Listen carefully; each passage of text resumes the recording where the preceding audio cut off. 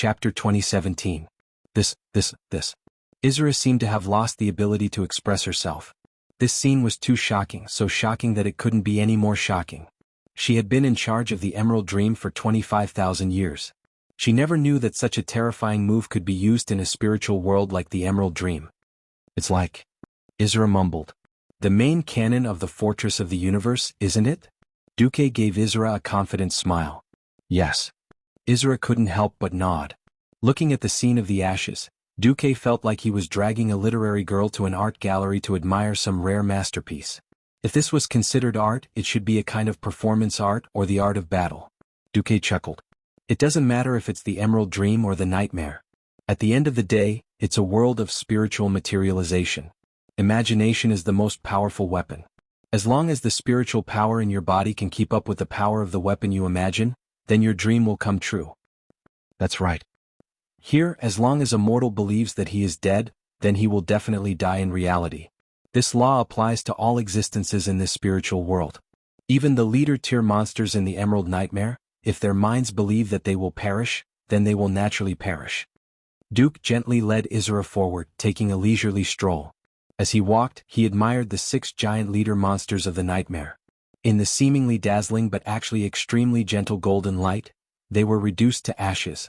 The shock on Izura's face had yet to fade. Every existence with demigod-level spiritual power had the possibility to fire a similar light cannon here. But Izura knew that there was not a single one who could do what Duque did. Just like the god of the wilderness, they had this kind of potential. But their extremely primitive life experience meant that they would not be able to imagine themselves using such a killer move. Without imagination there was no higher possibility. If it were the raven goddess Iwina or the turtle god Tadora, they would probably be tortured to death by these 6 leader monsters in a few moves. In terms of imagination, Duque was absolutely different from them. His experience determined that he had more room to display his abilities in a space where his mind could be materialized. Izura let out a long sigh. I was right about you. Duque naturally put a hand on the back of Izura's hand. Yes, so you can trust me more. This time it was Izura who laughed. Do I not trust you enough?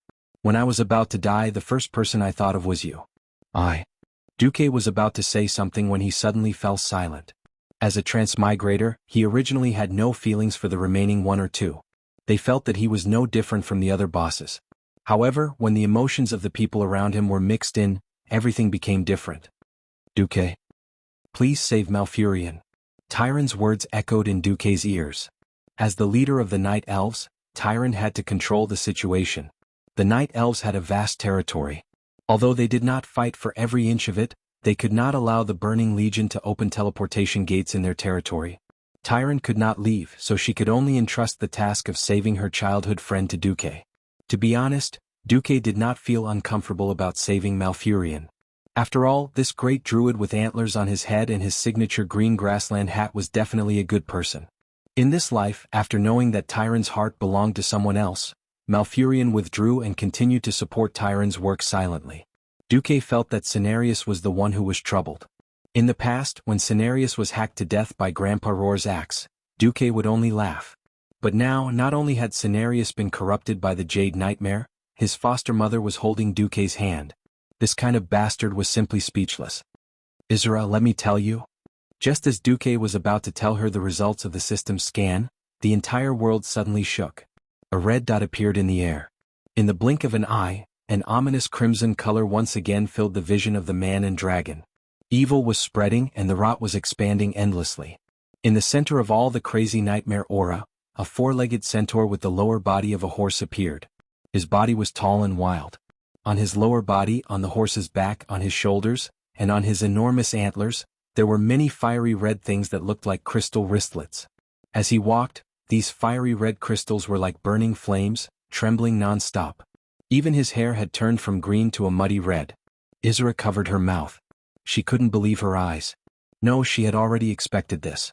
Before seeing it with her own eyes, she had always held on to a tiny, tiny hope. At this moment all hope was gone. Sina. Julius. Izura's voice sounded like she was in a dream. The corrosion of the Emerald Dream was too much for her. She felt like she had fallen into an eternal nightmare, unable to wake up no matter what. Izura, actually, I can... Duque, who had forgotten about this, did not know how to comfort Izura. No, no, Duque, you have already helped me too much. Isra raised her beautiful face, 2 drops of tears already falling from the corners of her eyes. Some things can only be done by oneself. No other existence can help. Duque could only respond in silence. 25,000 years. That's a really long time. As his adoptive mother, I watched him grow up. I watched him develop his own beliefs and become the spiritual leader of the Cenarian Circle. Maybe, this is war. Isra's face was full of sadness. Then she gave Duque a smile that looked like she was laughing but was actually crying. Under Duque's gaze, she began to activate the ultimate transformation spell. In just 2 seconds she changed back to her original form, that beautiful green dragon. Wait, the description of a dragon did not seem to match the current Isra's name. The size was obviously wrong. At this moment, the dragon Isra was only less than 20 meters with her wings spread out. Her body was only about 15 meters long. To humans she was still a giant. To Cenarius, who had expanded like an inflatable balloon under the power of the shapeshifters, Isra's body was not enough, and even a little weak. It had been proven countless times that dragons did not have an advantage in close combat among creatures of the same body size. Normally, Isra could of course use all kinds of magic or special spiritual attacks to torture her opponent to the point where they could not live and could not die. The problem was that Isra's soul had just been heavily injured. Chapter 2018. Are you alright? Duque asked hesitantly. Regardless of whether I'm alright or not, this is my duty. Duque, you deal with the last enemy. Duque turned his head and instantly saw the void on his right explode. In that void, space shattered like broken glass, revealing a giant monster with an inverted triangular upper body. This head was more devilish, with the common curved goat horns that demons had. That burly body made it look a little like a barbarian soldier from the Burning Legion. It was a big monster like this. No matter how one looked at it, it didn't match the elegant and violent profession of Pharaoh. Others didn't know, but Duque obviously knew who it was. The system had marked everything. Afterimage. Duque suddenly felt bored. It's Savis again. Ever since the ancient war, he had toyed with this guy and ordered him around like a little brother. Later on, he had tried to cause trouble many times, but he had failed and ended up being destroyed. In the previous timeline, this guy had been tricked to death, and even a large part of his soul had been destroyed. At that time, the treacherous, cowardly Enzos hadn't run out to pick up his remaining bones. To be honest, Duque had been worried about this and that in the past. But after becoming stronger, Duque looked down on Enzos. Other than scheming and causing trouble, this guy had never dared to jump out and fight head-on. When Enzo's flawless schemes in history were repeated again and again in front of Duque, this transmigrator, Duque just wanted to yawn and say, "Are you done yet?" Others might fear Savi's title of King of Nightmares. Unfortunately, in this life, Savi's power had been greatly reduced. His scheme had failed once, and this title of King was really lacking. Without the support of a powerful soul, Enzos could only create this toy-like giant and stuff Savi's remnant soul into it to make up the numbers. Under the system's scan, Savi's remnant soul wasn't even 5% of its peak. The seemingly huge soul was filled with a large amount of soul residue from other unknown creatures. Duque. Marcus, I'm back. Sticking out his long tongue, he obviously looked like a demon, but Duque felt that he looked like a hanged ghost from the Celestial Empire, whose tongue was being strangled by an invisible rope. I kill you every time. I'm embarrassed. I'll give you some special benefits this time. Duque snapped his fingers. Sarvis was instantly dumbfounded. Because a female titan appeared. No matter how large a giant's body was, if it didn't have a corresponding physique or special ability, it would only be a live target on the battlefield. Even if all the giant-sized guardians of Azeroth were to appear in front of Savis, who had an incomplete soul, he would not be afraid, let alone a female giantess. They would most likely howl and charge forward to chop him down. She was definitely an exception. Because she was impressively Queen Azhara. That pair of long legs that took up at least 60% of her total height, that slender waist, that chest that was at least a ton. Cough cough, although it was a female titan with a height of 30 stories, the proportions of her body and appearance were 100% the original. Savis was dumbfounded. Savis, my loyal servant, kneel. The exact same voice, the exact same eyes, the exact same aura. If it wasn't for the fact that this Queen Azhara's size was really wrong, Savis would definitely have thought that this was the Empress herself. Savi's thick neck seemed to be rusted to death. He turned his head with difficulty and looked at Duque. His expression was unknown, whether it was anger, pain, or sorrow. "Duke Marcus, you're messing with me?" "That's right. I'm messing with you." Duque was very happy to be mischievous.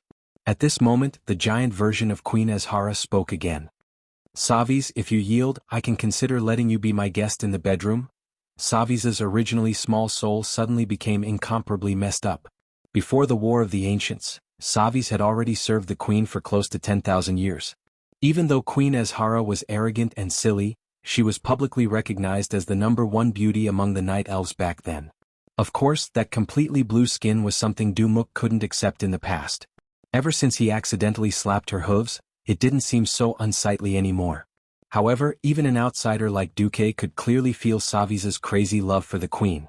Speaking of which, there weren't many males among the night elves who didn't like Queen Azhara. Perhaps the Stormrage brothers were an exception. It wasn't that Queen Azhara didn't know, but she was used to using her beauty to manipulate her admirers, making them risk their lives for her, and toying with all the big bosses in the palm of her hand. It was precisely this habit that gave her the confidence to think that she could capture the heart of the fallen titan Sargeras. Sai, who knew that Sargeras would have such a heavy taste. He liked female orcs like Garona who could smash watermelons with their pectoral muscles. Other than his master Enzos, Savis wasn't afraid of anyone. Now it seemed that he had to add Queen Azhara to the mix. The real Queen Azhara was still alive and kicking in the Broken Islands, so she naturally wouldn't come here to spoil things. This was what Duque was doing with the Emerald Nightmare's characteristics. "Don't you like your queen very much? Come on. Pretentious. Create trouble. I announce in the name of the queen that you are going to become a masochist." Savis was about 8 stories tall at the moment. To a human he was definitely a giant. But in front of Queen Azhara, who was controlled by Duque and was purely spiritual materialization, he was like a ball. A pair of long blue legs stomped down on him. Savis collapsed on the spot. "Your Majesty, no." Duque used the system to project the Azhara in his memory, and then he controlled the female giant Azhara to abuse Savis. After a few rounds, Duque was absolutely sure that this guy was an incurable foot fetish, queen fetish, masochist. Perhaps he had really played a similar unspeakable game with Azhara in the past. Anyway, after a series of Queen's Trample and Queen's Whip, Savis typed GG amidst the laughter. Right. This guy actually had a satisfied smile on his face before he died. Duque held his forehead. Did I do something wrong?" Savi's remnant soul, which had been infused with Enzo's evil divine power, was definitely not weak, but Duque had grasped his greatest weakness. Every piece of Savi's soul was branded with a twisted love for Azhara, which caused his already incomplete soul to become even more unstable. After a few rounds, like a sand sculpture on the beach being washed away by the waves, Savi's remnant shadow collapsed. Yes, it was indeed a sand sculpture. Everyone repeat after me: sand, sculpture. Chapter 2019. Duque felt that Enzos was extremely annoying. Disgusting, sinister, despicable, stabbing me in the back. What does it have to do with Enzos that the Burning Legion wants to destroy the world? Wake up, the Qing dynasty has already perished. Oh no, your darkness empire has already perished for 25,000 years. What old and young. They just couldn't see reality clearly. Back then, Sargeras was able to destroy you ancient gods once. Even if he's not representing the pantheon now, do you think he'll share this planet with you, Enzos? He had no idea what Enzos was doing here. However, it was clear that the corrosive jadeite dream was an important part of Enzos' grand scheme. If it wasn't for the system scan, Duque would never have known that Savi's afterimage actually contained a massive amount of decaying energy. This amount was probably enough to pollute the Emerald Dream 10 times over. If by any chance Duque was really foolish enough to go up and fight Savi's, then after beating Savi's up in minutes, what awaited him was self-destruction. After Savi's enlarged, his big belly was filled with highly concentrated pus. They were all contaminants on the mental plane. Once he encountered it, it would be 10,000 times worse than indoctrinating a little girl who believes in Santa Claus into Japanese action movies. If Duque really touched it himself, he would be brainwashed like his good comrade, Earth Guardian Nisario, in minutes. If Duque didn't take the bait, Enzo's fishing tactic naturally wouldn't work. When a certain someone used the smallest price to defeat the final boss of Savi's afterimage, he then broke through another situation. On the other side, Izura was almost kneeling. Izura tried his best to swing his claws, but he could not stop Cenarius' attack. No. Damn it, you. Tentacle play was really exciting. If not for the fact that Isra was still in his dragon form, even the most perverted bards wouldn't dare to describe this scene. It was just as Duque had predicted. Isra was at an absolute disadvantage. Due to the damage to his soul, he was unable to use dream magic, so Isra could only fight like the progenitor dragon. Unfortunately, after shrinking in size, all of her claws, tail strikes, wing strikes, and even dragon bites became much less powerful. The only bright spot was that Isra's dragon breath of nature had actually purified many of Cenarius' summoned creatures. There were a few dryads who had been purified, the forest sisters who were deer and knew some nature magic, and Malfurion. Duque didn't expect that Malfurion would come here. He had no time to ask why Malfurion was here. After all, according to the system, Malfurion was only at half health, and he still had a lot of magic power. As long as a great druid with a huge amount of mana still had a breath left in him, he would be able to replenish his HP and recover in no time. Duque raised his hand and a huge ice shield blocked the thorns that Cenarius threw at Malfurion. Malfurion was stunned. He then saw Duque and nodded at Duque. Duque no longer cared about the great druid with the oily green head and turned to attack Cenarius. Roar. Corrosion. Madness. Only nightmares are eternal. Cenarius raised his hands and shouted a bunch of nonsense unique to psychopaths. Duque didn't feel anything. As a modern industrialist, he was destined to never be in the same boat as a naturalist. With a thought, dozens of flame blades appeared out of thin air and slashed at the tentacles and thorns that the fallen Cenarius had created. The next second, Duque was shocked. The flames were very effective against the rotten tentacles and vines. They burned off the tentacles that wrapped around Isra in the blink of an eye. But in less than 1/100th of a second, more rotten vines grew out of thin air and continued to wrap around Isra's body, getting tighter and tighter. Isra's neck was suffocating. Transform. Duque shouted. No, Isra refused. Turning into a human meant that she had given up this battle forever. Cenarius had a special meaning to her. He's not Cenarius. Duque suddenly added. He's. Isra was so shocked that she even forgot to struggle. Yo Enzos, you're finally willing to show up? Even if it's just a small part? Duque sneered at the seemingly violent Cenarius who kept using dark plant magic. Time seemed to freeze. Isra was the former master of this world after all. She began to use her strongest senses to examine this fallen, adopted son, in front of her. The next moment, without even greeting Duque, her still huge body suddenly shrunk. Duque didn't let Isra's decision go to waste. With a stretch of his hand, a mage's hand larger than a human appeared out of thin air and pulled Isra back into his night elf form. Almost as soon as she was pulled into Duque's arms, Isra collapsed again. As expected, fighting with a damaged soul was too much of a burden for her. On the other side, Cenarius had a stunned expression on his face, and then he laughed sinisterly. How interesting. Duke Marcus, I'm really getting more and more interested in you. His voice became extremely deep and thick, like thunder, like a drum, and even more so had a coldness that transcended the mortal world. It was a lofty arrogance that looked down on all life in the world. Enzos, this is our first greeting. I thought you would hide in a dark corner forever and not come out. Duque held Isra, who was panting heavily from exhaustion, and stared at Cenarius, who had Enzos will attached to him. Cenarius shook the huge index finger of his right hand. No. According to you humans, I'm a chess player. For a chess player to be reduced to being a chess piece, isn't that a bit too degrading? Wow. What you said makes a lot of sense. Do I need your autograph? Hee. Duque turned on his mocking mode. Do you think Sargeras will treat you as a chess player? Enzos was speechless. As an ancient god, he thought highly of himself and looked down on everyone. Apart from occasionally colluding with his old companions who were also ancient gods, Enzos really hadn't been happy with anyone. In the era of the Dark Empire, the various ancient gods didn't give in to each other and fought each other. As for Sargeras, it would be a lie to say that he didn't hate him. The descent of the Pantheon had destroyed the dreams of the ancient gods. Even if Sargeras had fallen, would Sargeras look up to Enzos, who had lost to him in the past? The one who understood someone the most was definitely their enemy. Chapter 2020. According to Sargeras's personality, even if he cleared out all the righteous forces on Azeroth, he would still pull Enzoth out of the planet's core and beat him up. Enzoth's turtle-like fighting style was meaningless against Sargeras.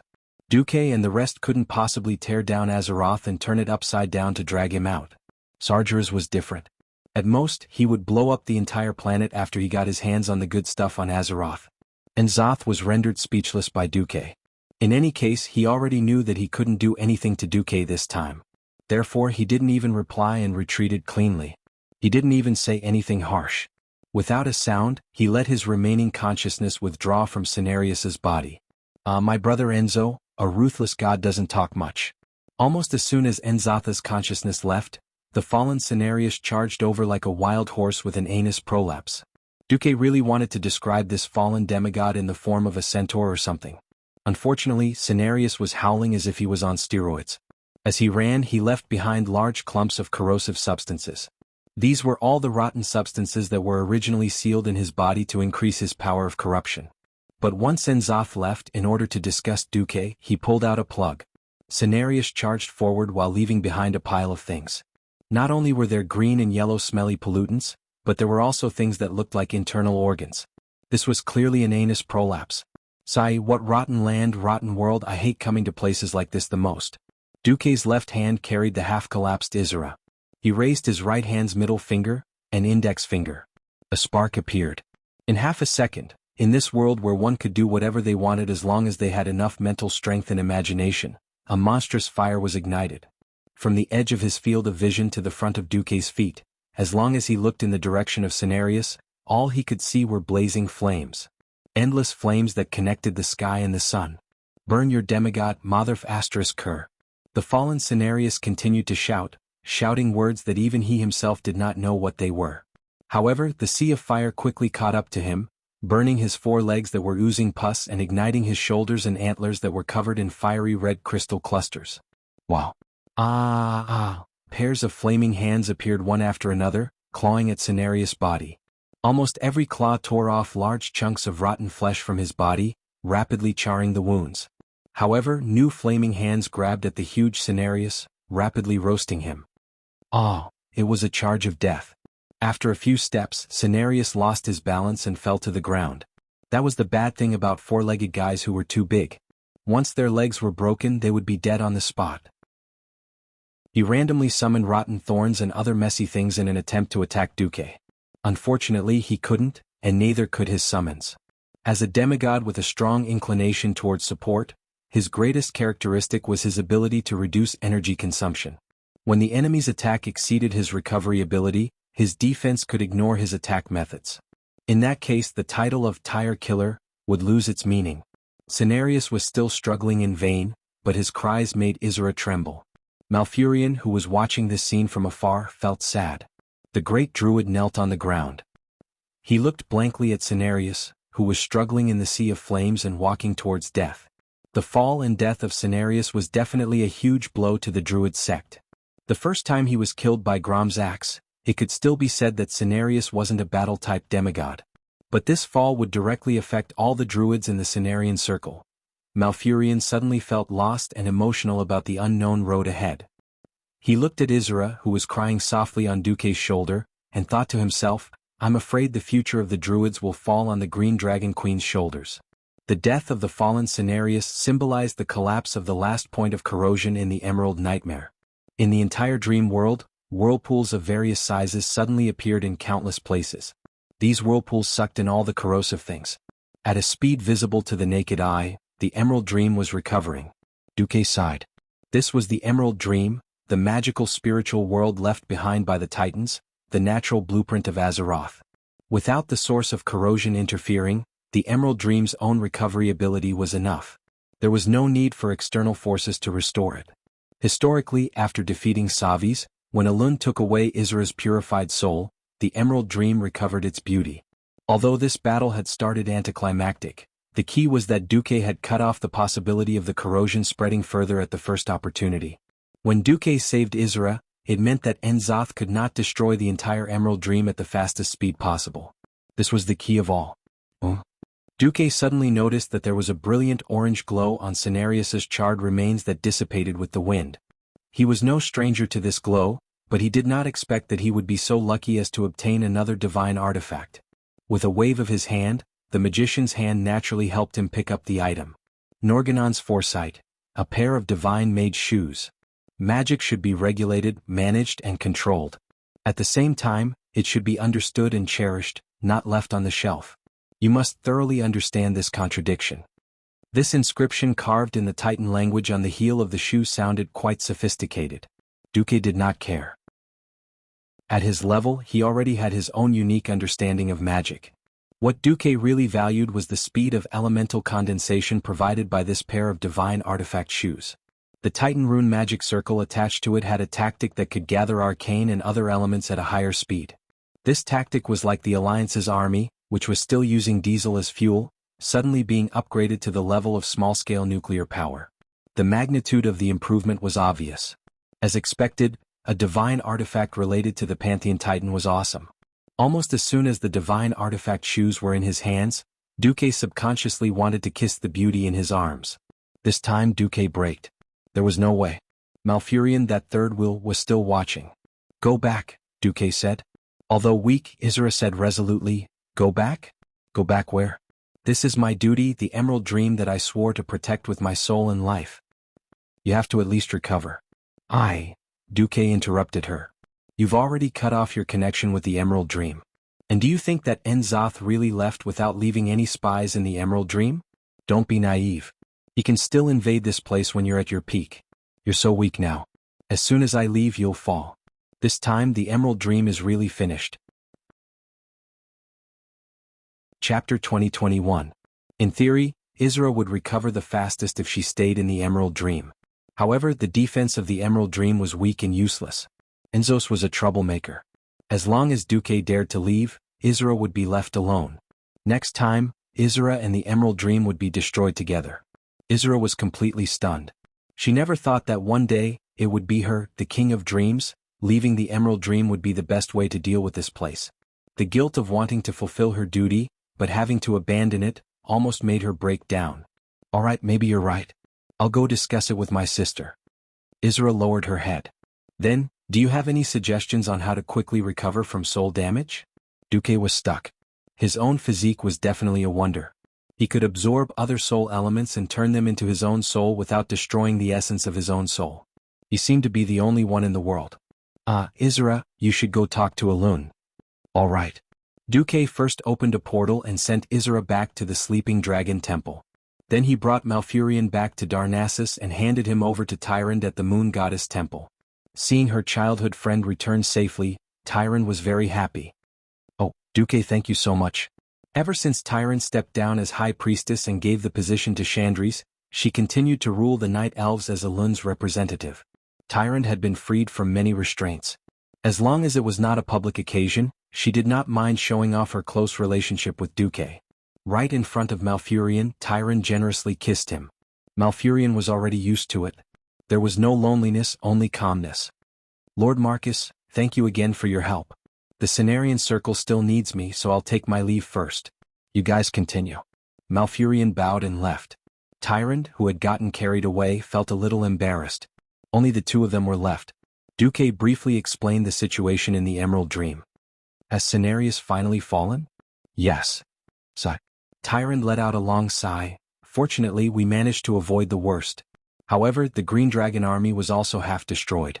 To maintain the anti-Titan circle, Isra's dragon aspects were indispensable. I hope she can recover soon." Faced with this result, Duque also had a headache. Enzos had definitely gone overboard this time. What good would destroying the anti-Titan array formation do him? This was practically lighting up the latrine looking for shit. Now that Boss Sa was here, he wouldn't have it easy either. Did he really think that the Justice faction was stronger than the Burning Legion? He really didn't know how the brains of these ancient gods worked. Are there any other opportunities? I feel like we're being too passive. Tyrande's words made sense. Duque was also having a headache. The war on the Broken Islands had been progressing steadily. The Alliance began to build frontline bases in all directions of the islands. However, the battle situation had always been at a stalemate. For every meter that the front line was pushed forward, they had to pay the price of dozens or even hundreds of soldiers' lives. Outside the Broken Islands, the entire world was mobilized. Almost 24 hours a day, the various B squadrons were in a state of exhaustion, busy intercepting the Burning Legion's assault battleships and planet destroyers. The opportunity is coming. I believe the Pantheon won't miss this. There were as many things to do as a mountain. Duque returned to Karazhan first. Even though he was able to destroy everything in the Emerald Nightmare, Those ultimate moves were quite taxing on him. This wasn't like in the game. After using up all his mental power, it would not affect him at all. He could slowly replenish it himself. This was just like when he was immortal, he could pull 2 all-nighters in a row. Phew. Vanessa, I just finished dealing with the Jade Nightmare and had a confrontation with Zos. I'm exhausted. Rest for a while. Don't call me if there's nothing major about the front line collapsing. Yes, I understand, Master. Ever since entering this time, Vanessa had become much more obedient. She was no longer the little girl who often threw tantrums. Demigods were not invincible. Even with a demigod's body, they would still die. Cenarius's death shook the entire Alliance camp. A few years ago, when Vanessa realized that the fate of the entire Alliance and even the entire Azeroth rested on Duque's seemingly delicate shoulders, her attitude towards Duque had become much better. Duque fell asleep. It was rare for him to sleep not out of habit, but out of an instinctive need as a living creature. Just like the gods of the wilderness who recovered themselves after their life destruction in the Emerald Dream. As he fell asleep, Duque vaguely felt a woman who was not unfamiliar come over to him. What a nice smell. Duque didn't care and hugged her like a human pillow. When Duque woke up after sleeping for a day and a night, he was covered in cold sweat. Sweat. Sweat. A waterfall of sweat. Oh my, why is it Isra? He had to say that the ultimate transformation spell was amazing. Although Isra was still in the human form that Duque was familiar with, without the iconic dragon horns and the facial lines that Duque didn't like, other than the long ears and eyebrows, Isra was no different from a human. Much more pleasing to the eye. But why did you come to my place? You're awake? Good morning. Oh, good evening. Isra's voice was still as pleasant as ever. By the way, this is my bedroom, my bed, right? Just in case, Duque confirmed the surroundings. That's right. Then why did you come here? Duque was too embarrassed.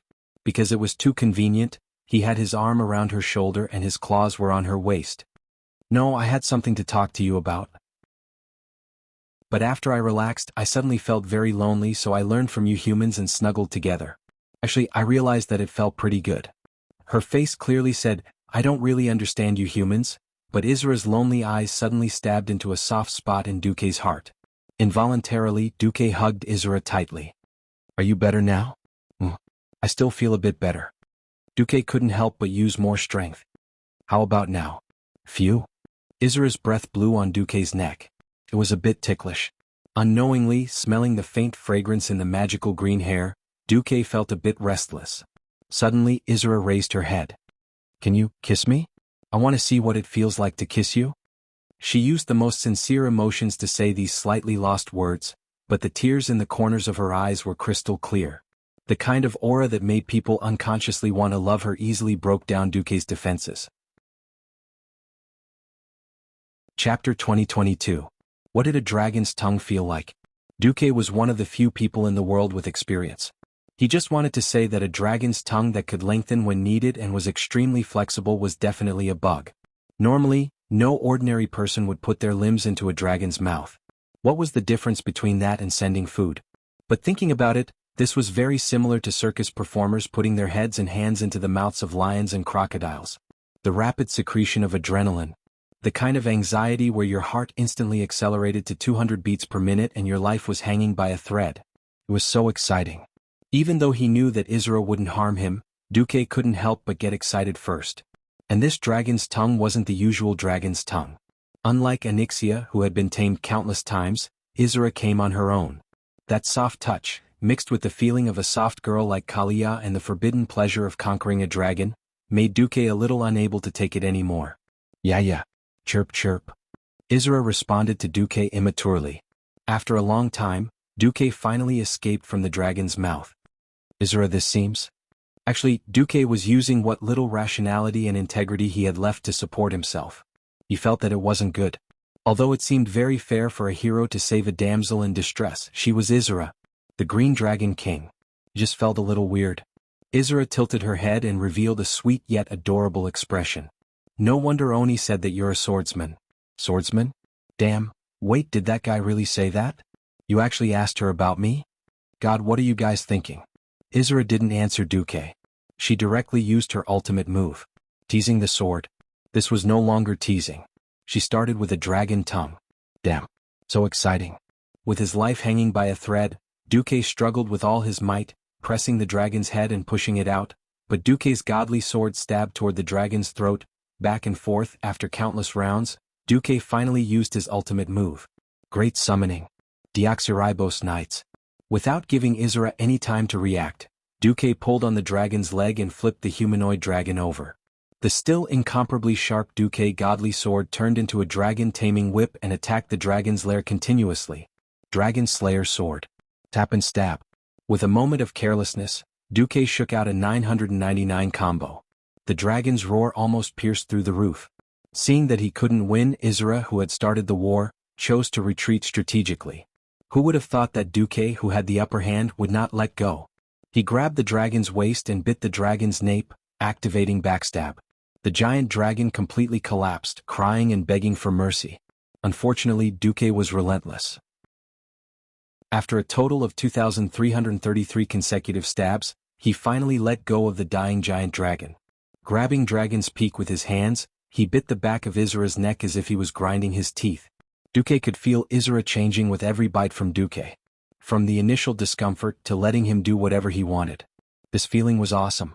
Biting the back of his neck, Duke ordered, "From today onwards, you're my dragon." Yes. You can't let other dragons touch you anymore. Yes. After a long while, Duke hugged Izura and asked, "Why did you do this?" "Nothing. I felt that you would like it this way, so I wanted to try it. I wanted to do it, so I did it. Anyway, it felt good." Duke was a little stunned. Sure enough, each dragon was different. Onyxia was a classic case of having too many ideas. Izura was completely emotional. As for how his relationship with Izura came about, Duke was also very confused. Just as Izura said, it felt good. Inexplicably, a giant dragon had joined the harem. Duke did not know what to tell his wives about such a muddled matter. But obviously, Onyxia had raised all 4 claws in agreement, and Tyron would probably agree.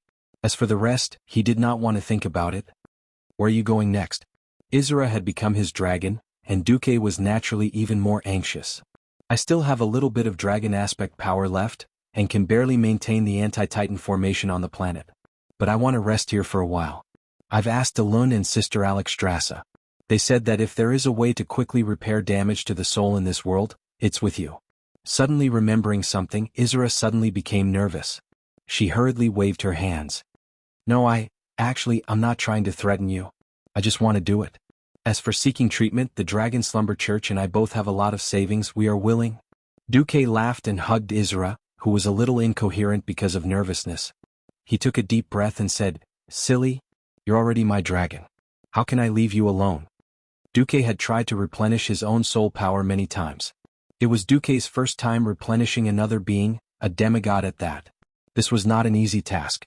Duke asked the system elf, and the answer he got was that if Duke could collect a large number of female dragons, preferably green dragon soul fragments as raw materials and purify them, he could theoretically transfer them to Izura. In the following days, Duke went to the Emerald Dream many times, looking for dragon soul matter like picking up trash. Izura's dragon soul was damaged by 36%, which was quite an exaggerated ratio. Under normal circumstances, most beings would become crazy or something. Duke spent a week to barely gather all the materials he needed. When Izura opened her mind and let Duke enter her soul to search her memories and compare her soul matter. After another 3 days of preparation, Duke finally succeeded in repairing Izura's soul. The treatment was quite successful but not 100%. Because a certain bastard's hand trembled, and accidentally spilled 30 of third-grade porn into Izura's soul. Fortunately, it was just a cosplay series. Then that night, Duke saw Izura dressed as a nurse.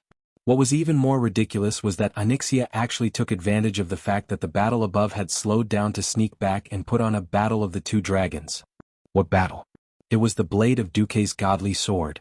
If it wasn't for the flames of war raging outside, Duke, this unambitious and unprincipled bastard, would probably be hiding in Karazhan and not coming out.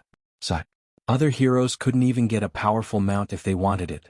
Look at Kudrin Wildhammer next door. He had been showing off for decades with a Griffin King.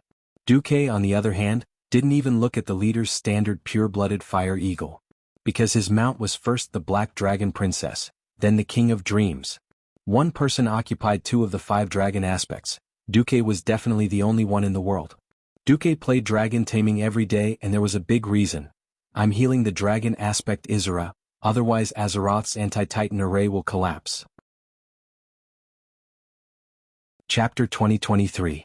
The leaders of the Alliance who did not know the situation were moved. Their commander was working too hard. Not only did he have to resist the invasion of the Emerald Dream by the ancient god Enzos, but he also had to use his soul to heal the Green Dragon Queen in order to protect the sky formation of Azeroth. In reality, Duque only waved the dragon-taming whip to explore the mysteries of the dragon's lair, and instantly sent out the Deoxyribos Knights to occupy the dragon's lair again and again. Duque's harem who knew the truth all sent congratulatory messages. Queen Sylvie said, "By the way, don't tell me you're going to deal with Alexstrasza too?" No, I don't have the guts." Kalia said, "Do I have another sister?" That another word was a little hurtful. Jaina said, "All right, your Karazhan territory is huge. Prepare a few more dragon lairs this time." Wait, prepare a few more? What did that mean? Elucia said, "Let me say this first, Arathar's gold is an important collateral. If you don't want your economy to collapse, don't create a dragon nest full of gold coins." Was Isra such a shallow dragon who slept on a bed of gold coins? Imriel said, "I will recommend the dragon horn sheath to Sister Isra. I accidentally pricked you with my horn last time." Wait, she had the ultimate transformation spell to remove dragon horns. Anyway, Duque was tired. He wanted to suppress the expansion of his harem, but the godly sword had to see blood. It all depended on when Duque's godly sword turned into a dragon blood sword. Just like that, another 3 days passed before Varian sent news. He had successfully rescued Odin. Odin said that he has important information about the Pantheon and wants me to meet him personally? Duque was stunned. Yes, Odin said so. And very seriously, he wants the Guardians and Dragon aspects to send at least 5 representatives to meet him. Meet. This word was so harsh. Usually, meeting with someone of high status like the king would be a charity to those of low status. What did Odin think of the Guardians of Azeroth and the strong natives of the various families? Followers who could come and go at his beck and call? Or did he really think that he was the god King Odin from Earth? Duque immediately understood the crux of the matter. Odin, don't be fooled by how fierce he is. He was also known as the chief protector of Odin, but in reality, there was not a single protector in Odin who cared about him. You Odin can do whatever you want. We Guardians will do our own thing. It was precisely because of this relationship that Odin was so angry that he almost had a stroke on the spot. Or he died of a stroke. Duke maliciously cursed Odin for his downfall. It was a pity that the saying "good people don't live long, but scourges live for 1,000 years" could not be perfectly applied to Odin, but it could still be applied to some extent. In order to confirm his conjecture, Duque directly contacted the Thunder Guardian Tarim and Alexstrasza. "Oh, Odin has returned. He wants us to have an audience with him as soon as he returns. What do you think?" The Red Dragon Queen's face was nervous. "Duque, you know, the meaning of our existence is to fulfill the duties given to us by the Titans. In fact, the Dragon Sleeping Temple has a set of mechanisms. Just now, the Dragon Sleeping Temple received a set of high-level secret orders, which also requires us, the Guardian Dragons, to send representatives to Odin." Duque whistled. "How high is it? Can it be higher than the Observer or Garen?" The Red Dragon Queen was silent. She could not answer. Sometimes, refusing to answer a question was the best answer. That meant he was taller than Olgaron. One had to know that Odin's original hidden boss, Orgaren in theory, had the right to initiate a world purification and kill all the creatures on planet Azeroth. He was equivalent to the great Celestial Empire's ancient imperial envoy. On the other side, Tarim was also silent. Guardians can be allowed to have their own will, but it is limited to their duties. No Titan creation can violate the mission given by the Pantheon. Unless, like Nesario, the Deathwing who Enzos forced to become Deepwell Ice with his whispers, or Loken, the King of Wisdom who brainwashed Yogg-Saron, a complete degenerate.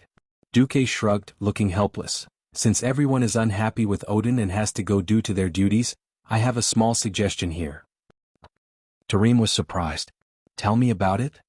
Alexstrasza was the most enthusiastic.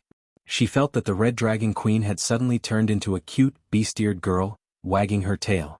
In fact, everyone knew who Odin represented. However, there were some people in the world who felt good about themselves and had no idea about their own abilities and actions. When Odin caused the Guardians of Odin to split up, how dare they say that they had no responsibility at all? And then opposed Tyr's decision to grant the Ancestor Dragon Titan divine power and turn it into a Guardian Dragon. The Dragon Sleeping Temple would be unhappy with Odin? Stop joking. Seeing that the magic mirror images of the big bosses on both sides were looking at him with longing, Duque smiled like a fox. No, according to legend, Odin's Sky Fortress is an amazing sky fortress. I think we can't be rude when we go to meet someone. Wait. It's not appropriate to use Naxxramas and the Dalajan for this kind of thing. It was true that Tarim was the king of lightning, but he was too honest. Otherwise, why would he foolishly go to the Church of Wisdom to find Loken even though he knew he was no match for them? No, trust me, Tarim. Duque is definitely a very powerful kid, and it won't affect the overall situation. The Red Dragon Queen actually looked more confident than Duque. Duque laughed. Leave it to me this time. Yes, I can even entrust my sister to you, of course I trust you. A certain unreliable big sister shouted, and Isra, who was hiding at the side, blushed on the spot. Tarim was speechless. Duque was speechless. So awkward. What to do? Urgent. Waiting online. The next morning, Storm Fjord. This place used to have the most chaotic storms and the most chaotic elemental energy flow. But recently, the crimson sky and the sky fortress that was hanging high in the sky, just enough for mortals to see from the ground, were the only main theme here. Outside the magnificent Martyr's Palace, a bright red carpet was laid out. One by one they had white wings, wore armor, and looked like battle angels and stood in neat rows on both sides of the red carpet. Sitting on the supreme throne of the Martyr's Palace, Odin, who had a huge body of 10 stories tall, was dressed in armor and looked extraordinary. However, his right index finger kept tapping on the armrest of the throne. His subordinates all knew that Odin was in a bad mood at the moment. The appointed time for the audience was approaching, but in theory, none of the guardians who were supposed to come were in sight. Odin had even thoughtfully prepared messengers and magic arrays on the ground opposite the sky fortress. Chapter 2024. A Hongmen banquet had to have a Hongmen banquet's grandeur. At every support point, there was a large group of fully armed Wagri waiting on them. No one who could become a Wagri was weak. Powerhouses who had not stepped into the hero realm would not be favored. This was also the tragedy of the Vrykul. For 25,000 years, every Vrykul hero would have their souls forcibly taken away after death.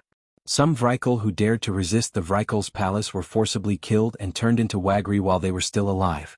Of course, the result was that the Wagri were extremely powerful. In history, the first Wagri, Wuxia, was definitely a demigod. She might be weak among demigods, but it was undeniable that her combat strength had indeed crossed the threshold of the god realm. As for Irelia, Jalma Stratholm, and Quartermaster Ranov, these NPCs that the warrior players were familiar with, they had at least the strength of a legendary hero here. They were just a step away from transcending the mortal world. Rustle. In the hourglass, the last bit of sand was about to fall through the funnel-shaped opening into the lower layer. Odin was getting more and more impatient. He felt that he was being insulted. He had used the name of that person to summon the native powerhouses of this world and the guardians who should listen to his orders in theory. How could they be so negligent? Did they still remember their duties? Did they still think that the Supreme Pantheon Temple Seneschal was a big deal? Odin clenched his right fist. There were 3 minutes left at most. All of a sudden, the airspace around the sky fortress started to fluctuate in a wide area. Odin stood up abruptly. His face was ashen as he cried out in shock, "Are these people rebelling?" Beside him, his first servant, Supreme Commander Heria of the Wagri, had a complicated expression in her eyes. Her soul had been completely controlled. She could not resist Odin's will at all, but it did not mean that she could not enjoy Odin's embarrassment. The huge spatial ripple would be a magnitude 12 earthquake if it were on the ground. If it were on the sea, it would undoubtedly cause a huge tsunami and the legendary 100-meter-tall waves. However, in the sky the impact was limited. 3 gigantic man-made objects began to reveal themselves from the illusion. The first thing that appeared on the left was a huge temple that stood on the pure white snow plains. The area of the towering round tower was reduced by each level. Each level seemed to be mounted on a cylindrical building with a golden dome and huge pillars. Divine golden radiance shone from every hall or tower within the inner sanctum. Countless giant dragons flew in a neat formation, circling around the divine temple. This was undoubtedly the Dragon Slumber Shrine. Then another temple appeared on the right. It stood on the towering ice mountain peak. Between the 2 towers that reached into the clouds, there was a golden vortex gate filled with psychedelic colors. If one were to pay close attention, they would also be able to see the gigantic runic pillars and glorious city walls that were built in the size of the Titans. Looking at it, Odin's right eyelid twitched uncontrollably. Of course he knew who this was, Odin's holy land of titans. The one that Odin couldn't stand the most was the one that appeared last. Why did you appear after the dragon slumber shrine in Odin? Doesn't that mean you're the boss, you're the leader of Azeroth? Regardless of whether Odin was happy or not, a huge and exquisite wizard tower appeared in Odin's vision just like that. Compared to Odin's and the dragon slumber shrines, the wizard tower appeared more slender. It was protected by 6 secondary towers, supported by arcades and cantilevered structures. The main tower of this mage tower was like a launch vehicle on Earth, but it was also a bit like a huge rapier, piercing through the heavens and the earth. Odin had done his homework. He knew that this wizard tower belonged to Duke Marcus, the world's most powerful wizard, and also the biggest thorn in his side of the plan. Umph. Odin snorted coldly, full of anger. The 3 huge buildings did not appear in the sky of the Sky Fortress in the form of projections. 3 huge space tunnels with a diameter of more than 200 meters connected these 3 buildings that were located in different parts of the world to the Sky Fortress in the sky of the endless ocean. This high level of space magic and this seemingly endless magic power was in itself a kind of demonstration. 3 long and wide tunnels extended from the entrances of the 3 buildings, like the gangplank used to board a ship. On the left was a gigantic red dragon. It was striding elegantly along the long suspended passage that was less than a meter thick. It felt like her body was so huge that the board under her feet might collapse at any time. On the right was the Thunder Guardian Tarim, who was holding a giant hammer, and the Frost Guardian Hodir, who was holding a giant frost axe. The most eye-catching thing for Odin was the one in the middle. It was an elemental giant that was even bigger than Odin. The purplish-blue Titan energy, the snow-like frost elements, and the fiery red and blazing fire elements presented a perfect harmony on the body of this elemental giant. 3 figures were on the elemental crown on the giant's head. The one sitting on the elemental throne in the middle was a young man with a faint smile on his face. On his left was a woman wearing a red mage robe with black edges. She had a noble temperament and an undisguised charm. On the right was a night elf with emerald green hair who was only wearing a breastplate, leather pauldrons and trousers. If not for the pair of large curved dragon horns on her head, one would really think that she was an elf at first glance. The surging dragon aura from both of them made Odin think, "Are you King kidding me? 5 guardians and a dragon aspect, no more no less." The mortal representative was also here, and there was only one person, Duque. Oh no, it was only then that Odin noticed that there was actually a strange-looking machine behind the elemental giant. He could sense that there was a powerful mortal inside. William, the mortal powerhouse who had saved him from Hela's imprisonment. Originally, Odin had quite a good impression of William, but after seeing William's follower appearance and Duque's arrogant attitude, Odin was infuriated. From the huge open door of the Martyr's Palace, Odin's loud voice could be heard. The dignified guardian dragons of the Titans have become insignificant mortals. You have really thrown away the face of the glorious guardians. Before Duque could speak, Onyxia could not help but say, "Humph. I can do whatever I want. What lousy guardian dragons, if not for Duque asking me to come, I wouldn't even want to come. Let the anti-Titan Guardian formation collapse and release the Burning Legion. Hehe, when that time comes, you, the Guardian Chief, will be the first to die." Chapter 2025. Odin had never seen such an arrogant guardian. The other party was so rude and looked down on his authority. How could he, the chief guardian, put his face in front of everyone? Odin wanted face, and he called himself the noblest existence on this planet.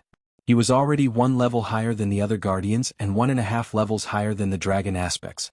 Against a second-generation dragon aspect like Onyxia, he would be at a disadvantage and lose his status if he were to personally deal with her. How dare you? No matter how much Heria disliked Odin, Heria could not ignore Odin being rebuked like this.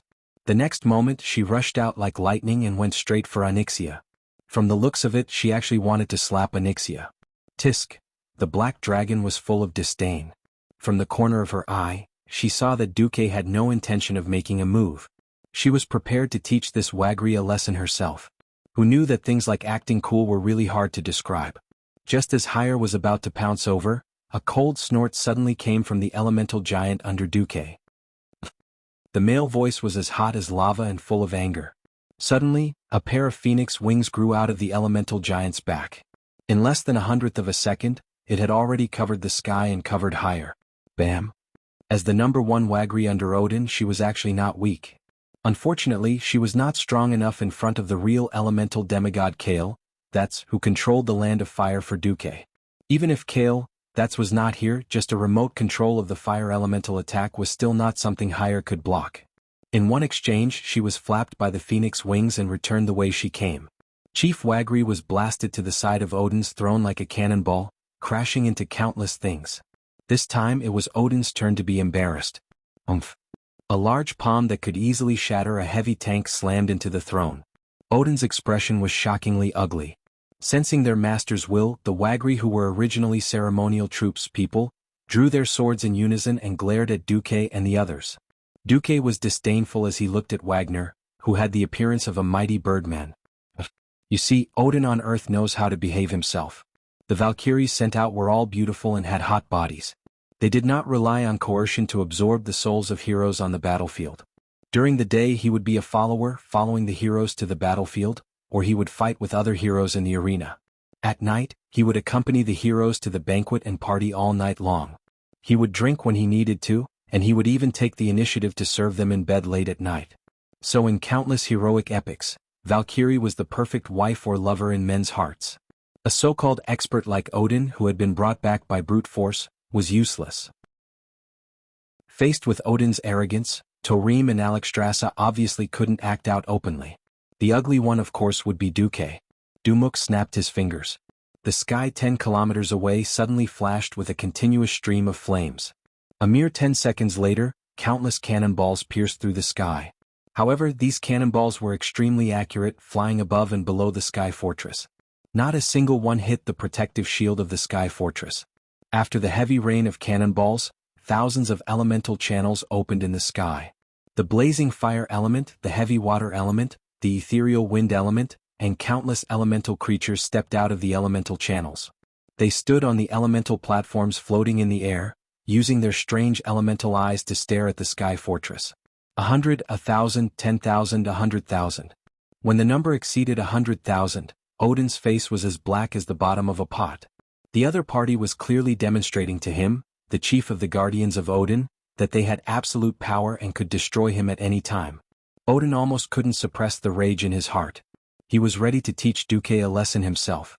Just as Odin stood up, his muscles bulging and countless titan energy attached to his arm muscles like wriggling snakes, Duque suddenly smiled. Odin could be so domineering, of course, because he represented the will of the pantheon. That Amun, sir, was most likely watching everything that was happening here from somewhere. As long as the Titans had some brains, they would not sit by and watch Odin fight with the strongest local force in Azeroth, especially when Duque controlled the 4 major elemental realms. Perhaps the Titans had some thoughts of suppressing the alliance. When they saw how powerful Duque was, even the Guardians and Dragon aspects that they had set up did not care about Odin. Instead, they seemed to be neutral but actually supported the alliance. Everything would be different. As expected, just as the irascible Odin was about to attack, a deep male voice came from the sky above the sky fortress. A powerful human demigod. Amun-Sur's voice was surprisingly young. Although the age of the Titans was frozen, it was recorded that the Pantheon was at least 50,000 years old. Unfortunately, although this voice had a sense of wisdom and wisdom at the same time, it revealed an inhuman coldness, as if hinting at the supremacy of its owner, as well as his disregard for the lives of mortals. That was absolute power, the most original source, the source of power that no living being in the world of Azeroth could resist. Wagri, who was beside the red carpet in the sky fortress, the dragons that were flying around the dragon's slumber temple, and the mechanical guardians that were guarding Odin all prostrated themselves on the ground. Even Odin, Torim, Alexstrasza, and the humanoid Isra either knelt on one knee, placed their right hands on their left chest, or turned into their dragon forms and lowered their proud dragon heads to show their utmost respect to the owner of the voice. Only Duque sat on the elemental throne casually. Beside him was Onyxia, who was unwilling to bow but was intimidated by Amancer's powerful aura. Onyxia was on the verge of collapsing. Duque brazenly pulled the black dragon princess into his arms and used his aura to protect Onyxia. This scene made all the Titan elites feel as if the heavens were falling and the earth was splitting apart. God. That was Amun-Sur. The master of the Pantheon, the recognized common god of the entire universe. How could Duque ignore the authority of Amun-Sur and the Pantheon? Was he not afraid that the gods would be angry and crush all living beings in the world of Azeroth, including Duque? Even the Alliance leaders who were secretly watching the live broadcast through the magician's eyes were scared out of their wits. Their teeth were chattering, and the thought of surrendering rose from the depths of their souls. Only Duke calmly withstood the Pantheon Palace Master's startling aura that was like a falling star. No one knew that in Duque's eyes, Amon, Sir, was a special NPC. Chapter 2026. Perhaps Amon, Sir, had once gone against the heavens, the earth, and the air, destroying the stars with a flip of his hand, and creating a world with a raise of his hand. He was omniscient and omnipotent. But that was an old story from 25,000 years ago. If the Pantheon was so powerful and the Titans had the ability to beat Sargeras, they wouldn't have had the Pantheon overturned by the traitor Sargeras, or been chased around the universe by the Burning Legion, looking for a place to hide. I am the master of the Pantheon, Sir. It was a simple introduction, but the Guardians already knew who the owner of the voice was from the soul connection. Knowing was one thing, but it was another for their master to announce it himself. Almost at the same time that Amon, Sir, announced his name, all the Guardians and Dragon aspects at the scene responded in unison. Servant Torim, XXX, pays his respects to the Supreme Master of the Gods, Amon, Sir.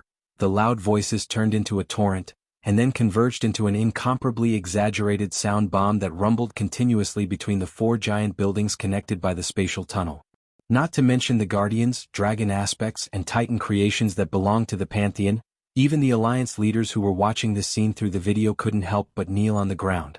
For example, Daneth Trollbane, the Old Wolf King Jean, and Moira Bronzebeard. However, every single powerful existence noticed it. Duque didn't kneel and didn't even have the most basic etiquette. He just sat on the elemental throne on top of the elemental giant's head without moving. Onyxia, who was beside him, was clearly scared to the point of peeing, but he still held the Black Dragon Princess' slender waist with one hand, not giving her any chance to yield. This was no longer a situation where he was the only sober person in a drunken stupor. This was a situation where everything in the world submitted to him, and even if they were unhappy they would avoid him. Only Duque showed his unyielding character. Duke Marcus, you are too presumptuous. Odin was so angry that his lungs were about to explode. Facing the Supreme Master of the Pantheon, why don't you kneel? Don't forget, you humans are also creations of the Pantheon. Duque looked at Odin as if he was looking at an idiot, then looked up at the gigantic figure in the void. If one were to ignore the powerful divine light surrounding his virtual image, Amon, Sir, would look like a kind old man with white hair and a white beard. Dressed in a long white robe with a blue shawl, he looked elegant and noble, unapproachable. Duque ignored Odin and questioned Amon, Thal instead. Oh, dare I ask, to the Pantheon Temple, does it mean that those who don't kneel are enemies? Or could it be that the name of the Pantheon Temple alone could make the billions of races in the universe kneel before them? If this sign is so effective, why don't you just ask Sargeras to tie himself up and come here crying and pleading guilty? Duque's words were simply devastating. Apart from Odin, who was about to go berserk with rage, every Guardian and Dragon aspect was dumbfounded. How dare Duque say such a thing? That was Amon, Sir. That was the Pantheon that had once beaten all the ancient gods into minced meat. Even if Sargeras rose and almost destroyed the order of the entire universe, the Pantheon Temple was still the origin of most intelligent beings in the world. The straightforward Tarim was the first to lose his temper. Duque, the origin of humans in Azeroth is actually closely related to the Guardian of Order, Tyr. Alex Strassa, who was most concerned about Duque, also chimed in. Duque, what are you doing? Didn't we swear to protect Azeroth together? We are the closest allies. What do you think you're doing right now? It sounded like a scolding, but it was actually a great concern from the Red Dragon. Amon Sir's voice stopped for a moment. He was giving the creations of the Pantheon a chance to perform, and at the same time he was observing Duke Marcus, a low-level intelligent being who had risen to fame in just 30 years. Odin's irritable roar sounded again. According to the laws of the Pantheon, your death should not be regretted. But on account of your contributions against the Burning Legion and the fact that you have severely injured Sargeras and killed Jaden, I will give you a chance on behalf of the Pantheon. Submit to the Pantheon, or be destroyed. When he heard Odin's words, Duque couldn't help but grit his teeth. If he was still the noob from back then, he would probably have accepted it. Although he hated the feeling that his fate did not belong to him, and although it felt a little uncomfortable to be controlled by the Pantheon. After all, the other party was the legendary omniscient and omnipotent holy existence. Even if they ordered him to carry bricks, there was nothing to be ashamed of. But today was different from the past. I do have managed Azeroth so well, and you want to pick the fruits of my labor? To put it bluntly, the Pantheon felt that they were noble and refused to lower themselves to help the mortals like in the game. Or rather, the situation in the game was what made Duque feel incredulous. Why did the Titans of the Pantheon have to work for the mortals? So today's confrontation was actually a battle for dominance. Cooperation was necessary, but who would be the leader was another matter. The Pantheon couldn't let go of its pride, and the Alliance was not so stupid. The other party threw out the name of the Pantheon and had to kneel on the spot. In the face of Odin's threat, Duque's reaction was, "Ha! Ah! Odin, who do you think you are? How dare you represent the Pantheon?" Amon, sir, did not utter a word. "Do you really think you're a Titan?" "Alright, if the Pantheon is full of idiots who can't see the situation clearly, then we don't have to cooperate."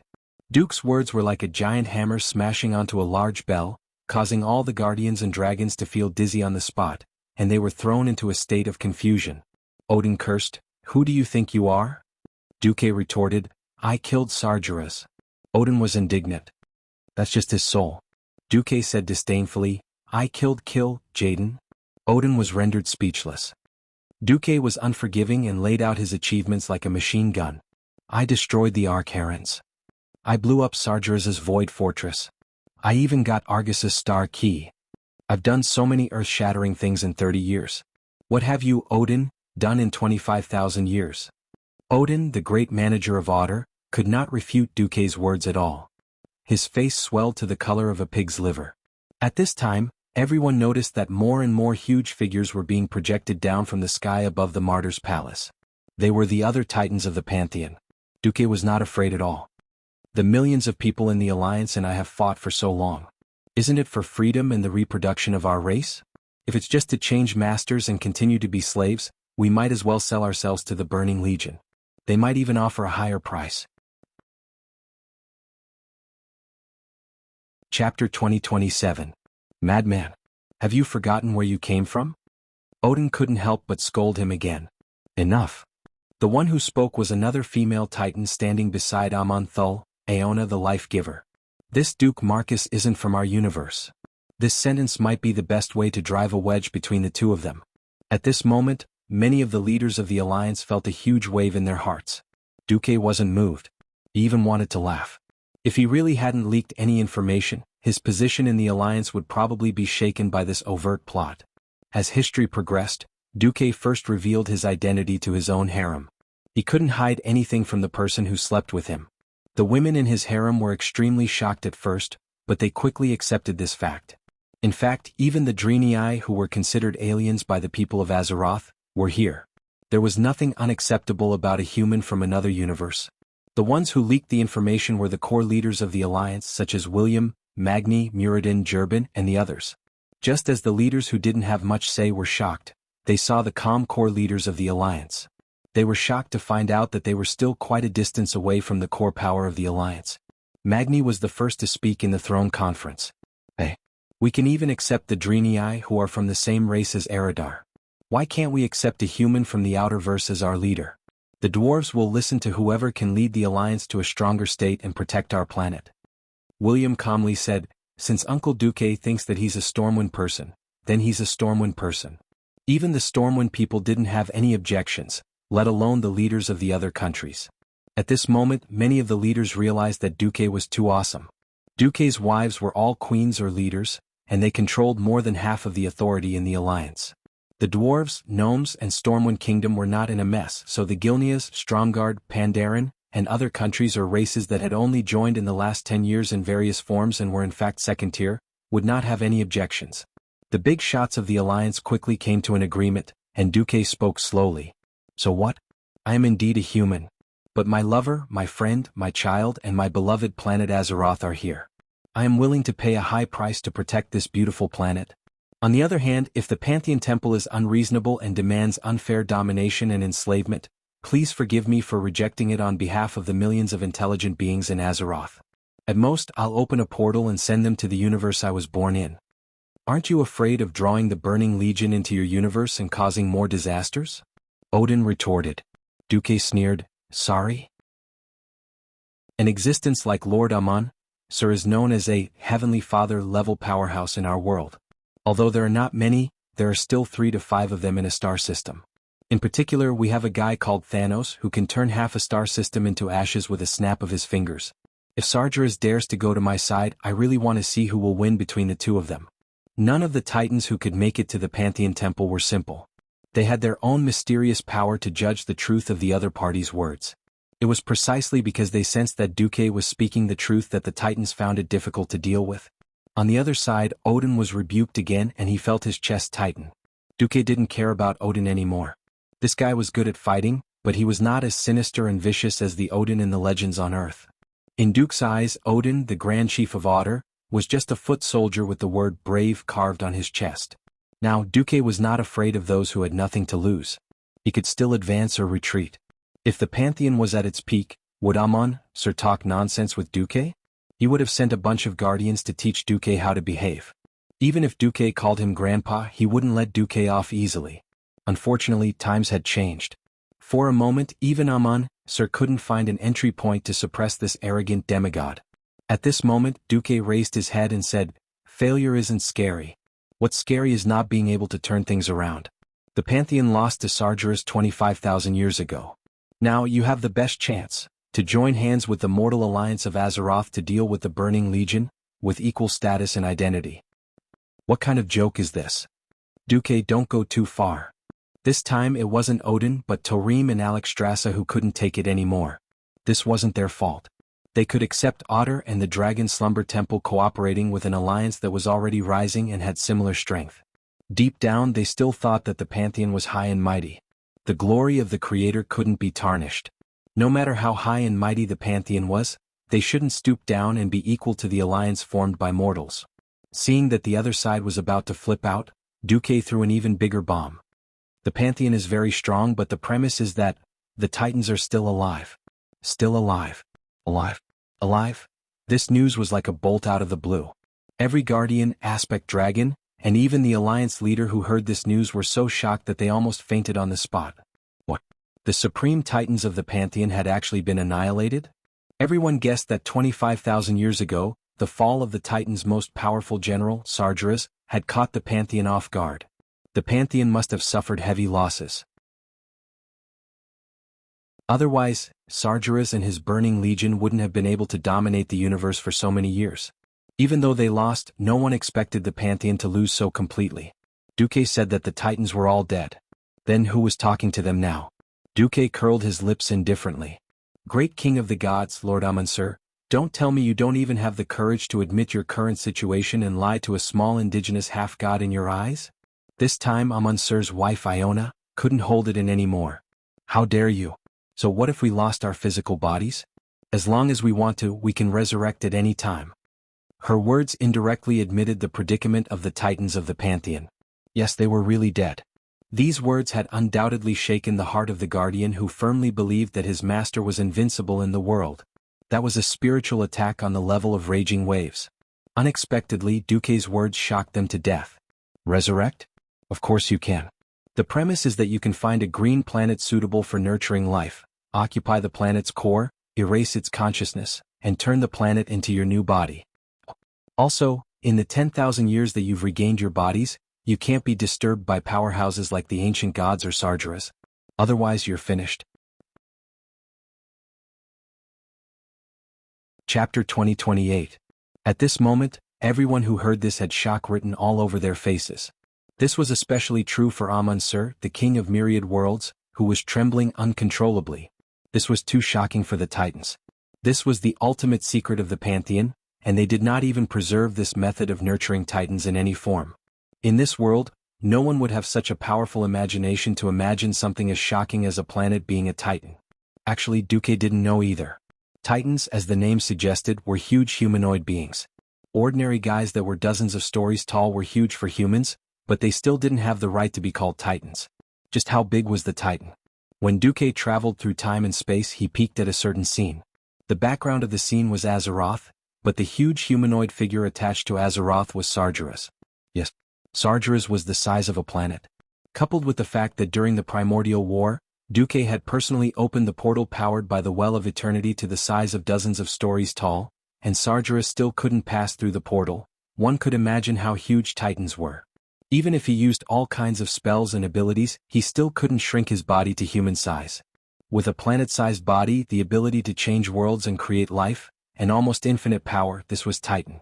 Through these conditions, one could see how bad the situation of the Titans of the Pantheon was. Back then, Sargeras, the Titan who was the most capable of fighting, betrayed them and directly destroyed the Titans of the Pantheon. Although it was called the Pantheon, there were actually only a few Titans less than 2 digits. Being defeated in a direct confrontation, Amun-Sur and the others could be said to have lost all they had left. That's right, Azeroth was their last pair of pants. The seemingly invincible Pantheon Temple had its own laboratories and bases throughout the universe, leaving behind countless guardians. Unfortunately, apart from Azeroth, there was no other planet with an anti-Titan formation. Most guardians were at the level of high-level Void Lords. Under the attack of the Burning Legion's Sea of Demons, the only outcome was death. Duque calmly stated his conclusion. The Pantheon Temple may have been very strong in the past, but today the only troops that the Pantheon Temple can command are the direct troops in the spaceship called the Pantheon Temple, as well as the Guardians and Dragon aspects like Azeroth. It's no exaggeration to say that the battle in Azeroth is the Pantheon Temple's last hope to turn the tables.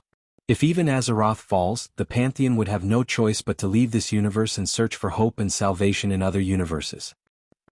Am I right, Lord Amun-Sur? Duque's powerful voice silenced the entire Martyr's Palace. His words attracted the attention of all beings in the air, including the Guardians, Dragon aspects, and all the low-level servants of the Pantheon.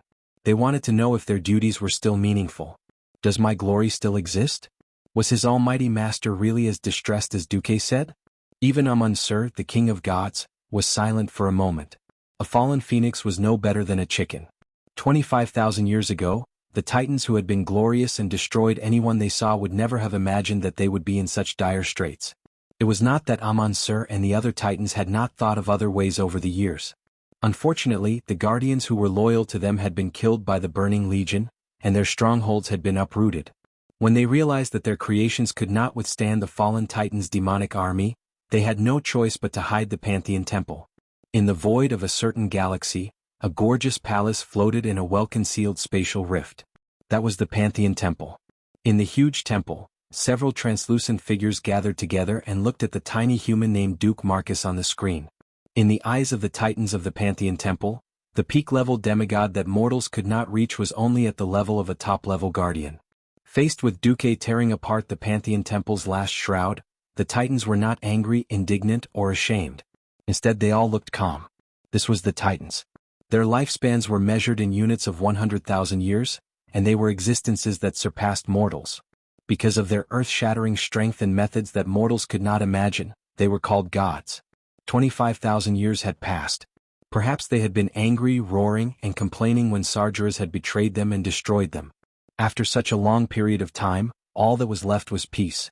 Looking at Duque's ridiculously young and seemingly easygoing face, which was filled with stubbornness, the Titans chuckled in admiration at his audacity to challenge the Pantheon Temple. Dreamweaver Noganon laughed.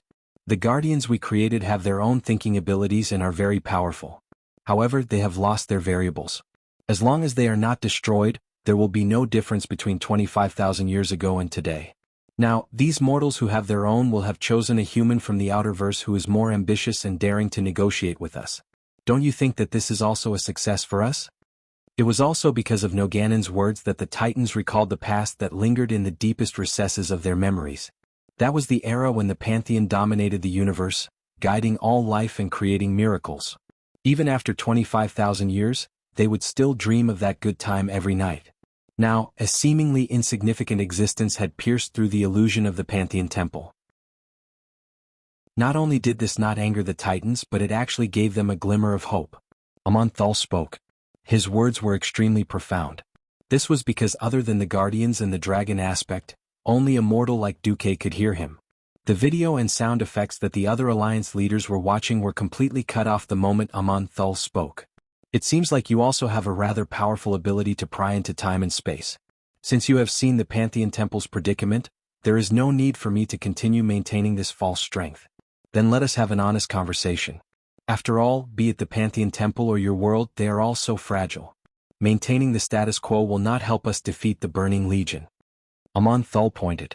Odin, Tarim, Alexstrasza, and Duque all felt a part of them suddenly sublimate. It was as if their souls had split into a soul clone and were absorbed into a mysterious domain. They could hear the voices of Amon Thul and the other participants, and they could also speak there. However, most of their senses were still in the Sky Fortress. Amon Thul said, "Duke Marcus, tell me your plan. This will determine whether the Pantheon Temple will cooperate with you in the way you want."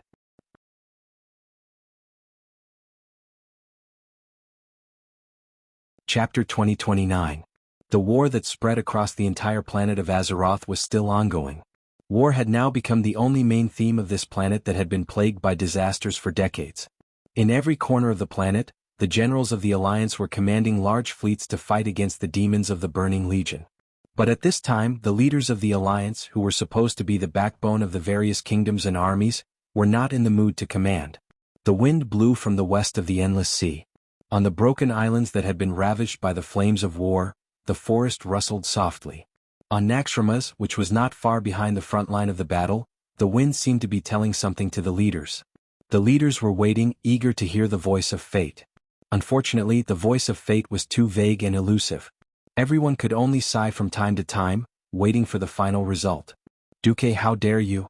That's Amon, sir." Old Jean smiled bitterly. "Maybe I'm really old. If it were me, I would probably agree to the Pantheon's deployment unconditionally." This was normal. Young people were more spirited. When one was old, their edges would be smoothed out by cruel reality. It was easier for them to seek stability and a high probability of winning. William said firmly, "He's Duke Marcus, the man who led the Alliance to prosperity. I believed in him before, I believe now, and I will never doubt him in the future." On the other side, Valen's soul was also teaching Imriel. "Do you see? That's a leader. It doesn't matter if he's supreme or not, it doesn't matter if he doesn't have to take responsibility for his decisions. As a leader, you must remember that your decision can affect the fate of countless people. Countless people live because of you, and countless people may die because of you. It all depends on your decision." Imriel was a little distressed. It's too difficult to make a decision of that level. After all, it's the Pantheon. Valen was also emotional. "Yes. Even I wouldn't dare to force the Pantheon to that extent for the people of Azeroth, even though it might give us the best conditions." "Yes." Hoof nodded vigorously. "To become a leader like Duque, you need talent, hard work, and even more so, some experiences that cannot be replicated. I have no intention of forcing you to reach the level of Duque. I just want to say that there are many paths in this world, and not all of them lead to hardship." Mentor, you mean, it was rare for Valen to be so frivolous. Actually, your relationship with Duke has already helped Delaney a lot. Tutor, the Hoof was anxious and blushed. The group of queens, on the other hand, had their hearts on Duke. In Lordaeron, Queen Kalia looked at her daughter, Emily, who was happily playing in the garden while looking back at the magic mirror from time to time. "I really want to know how the negotiation went." Kalia sighed. In another image, Alicia was also holding her cheeks. It's fine as long as Duque doesn't anger the Pantheon Titan." Queen Sylvie laughed. "How is that possible? If he didn't do something, he wouldn't be Duque." Jaina laughed as well. "But he has never let us down, has he?" On the other side, carrying the hopes of his women, the leaders and soldiers of the Alliance, and the hopes of billions of people in Azeroth, Duque and Amon, sir, began to have a frank conversation. "Before I tell you my plan, I'll first state the request of the people of Azeroth." "Go ahead," Amon Sir replied calmly. In fact, he was already prepared for the Pantheon to bleed. Unexpectedly, Duque did not demand an exorbitant price. "Whether it's me or the people of Azeroth, we don't have the intention of dominating the universe. It's enough to be able to live freely on planet Azeroth. If we can destroy the Burning Legion this time, we only need the Pantheon to guarantee this." "Yes. Unless it's to destroy demons and evil forces targeting Azeroth, the army of the people of Azeroth will not step out of the planet. It was like this in the past, and it will be like this in the future. After this war, the glory of the Pantheon will once again shine in the universe. Even Azeroth can continue to be a name, claiming to be under the jurisdiction of the Pantheon. If Azeroth becomes the new Titan of the Pantheon in the future, then I hope that she can leave a seed of life for this planet, to ensure that the planet will not wither and be destroyed because of the loss of the Star Soul and Core." The Titans had their own secret way of communicating. They all felt that Duque really had no desires. "You only want this much?" Iona felt that it was a little unbelievable. "If you're talking about the future, yes. This is enough for the people of Azeroth. But in this war we mortals need the support of the Pantheon. Duque's words were sonorous and forceful. There's no need to discuss this. As long as we can destroy the Burning Legion, the Pantheon will spare no effort. Tell us your plan, Norganon said. Duque smiled. I don't know if you've noticed, but I once traveled back to Azeroth 10,000 years ago and blew up Sargeras's nest in the Twisting Nether during the Battle of the Ancients. This led to an unexpected result. As Duque spoke, the Titan's expressions finally changed. A hint of surprise flashed in Amon-Sir's eyes. He couldn't help but take out the Pantheon scepter from the void. The circles of golden Titan runes on the scepter lit up. The air in the Pantheon was filled with an excited atmosphere. The Titans' hearts became excited because of a mortal's proposal. At that moment, the cosmic wind that blew past the Pantheon started to grow stronger. The wind of the stars. Amon-Sir said silently in his heart. It had been 25,000 years, and the Titans had been hiding in this secret place. They didn't take revenge or fight back. They silently watched as their creations and guardians were defeated by the Burning Legion one by one. The reason why Amon-Sir made such a decision was because he couldn't see any hope. A grand battle couldn't save the Pantheon Temple and this world. Had 25,000 years really erased the hatred and pain? No, definitely not. Revenge for a vile person would never be late. It was never too late for the Titans to take revenge. Amon-Sir had been waiting for a once-in-a-lifetime opportunity. But he didn't expect this opportunity to be created by a weak mortal in his eyes. Countless existences had proposed plans to defeat the Burning Legion to him. In fact, every plan he heard before was based on a lot of speculation and even imagination. Those fellows didn't even know what Sarger's Achilles' heel was, yet they were spouting nonsense, thinking that they could win this war with their meager forces and the few remaining underlings of the Pantheon. Duque was different. He was reasonable and had evidence. He had to admit defeat. Chapter 2030. What convinced the Titans the most was Duque's actual achievements. Unlike those idiots who only knew how to shout slogans, Duque's achievements were solid. In addition, Duque had once entered the upper echelons of the Burning Legion, so he was very familiar with the demons. They just didn't know if Duque had any hidden backups or spies in the Burning Legion. Duque's plan was very thoughtful and perfect. The Titans had been Teenage Mutant Ninja Turtles for more than 20,000 years, so they didn't care about a little more time and cost. As long as they didn't pressure the Pantheon Temple, there was nothing the Pantheon Temple couldn't give. The entire discussion took an hour. For this kind of universe-level big force, this meeting time could be said to be lightning fast. It was like stealing a bell. An hour later, the Alliance broadcast to all channels. With an excited tone and expression, Sally announced, "All Alliance members, all Alliance soldiers, just now the Alliance Commander Duke Marcus represented the Alliance and reached a consensus with the King of the Pantheon Temple, Amon-Sir, after a friendly and harmonious discussion.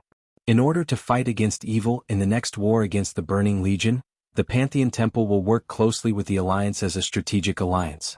And after the war against the Burning Legion, the Pantheon Temple will recognize the independence and freedom of the intelligent races of Azeroth. Including the Sleeping Dragon Temple, Oder, Odin, and the Sky Fortress, all the Guardians, Guardian Dragons, and Titan creations of Azeroth will be included in the Alliance Army's battle order and accept the unified command of the Alliance Army. The Guardians led by Odin, the director of Oder, will provide free weapon charging, career guidance, follower employment, and other services to the Alliance soldiers. When the Alliance professionals clean up the battlefield, please pay close attention to your spoils of war." After communicating with the will of the planet of Azeroth, a large number of powerful energy clusters have been released. These energy clusters will randomly purify and sublimate the spoils of war of the Alliance warriors, directly promoting them to low-tier divine weapons. This announcement was like a stone that caused 1,000 ripples, and it immediately caused an uproar among the people and soldiers. More than that, it was an indescribable surprise. In the face of the endless invasion of the demonic army, the various races of Azeroth gritted their teeth and held on. Since the start of the war, thanks to the arrangements and wise commands of the leaders of the Alliance, although they were at a disadvantage, the situation did not collapse. The only thing that remained was the rising number of casualties. The man in the family died, and the old father took over the flag of the deceased. The old father was also dead, along with the man's wife and children. Every single one of them was quietly contributing to their respective positions. There were no complaints, only unyielding tears. No one knew when the end would come. This was a battle for the survival of the race. There was no mercy, no surrender. Under such circumstances, the help of the Pantheon Temple was extremely precious. This was all because their commander betrayed the interests of the Alliance. One had to know that apart from the trolls, the elves that evolved from the trolls were considered natives. Strictly speaking, the humans and dwarves of the mainstream races of the Alliance were creations of the Titans. Even if Duque were to kneel down and lick the Titans' boots, no one would say anything. Who would have thought that Duque would be able to take the lead in the negotiations with the Titans? The strength of the Pantheon Temple had long been rooted in the hearts of the people. Just look at the Red Dragon army during the Second Battle of the Dark Portal. In that era it was simply an unsolvable bug. Looking at those tall and sturdy guardians and watchmen, these giants that only existed in legends made it hard for people to even think of going against them. In the past 36 years, they would occasionally appear and help mortals, and they would be applauded by the entire city. No one dared to hope that these peerless masters who walked out of the legends would actually join the battle of the Alliance and become a part of the Alliance. This kind of unthinkable thing actually happened. In the frontline command of the Alliance in Naxxramas, the throne conference hall was also very lively. Wow. Is this really true? Duque, you're not lying to me, are you? Is the Titan's technology really open to the Alliance? Jurban almost jumped onto Duque's shoulder.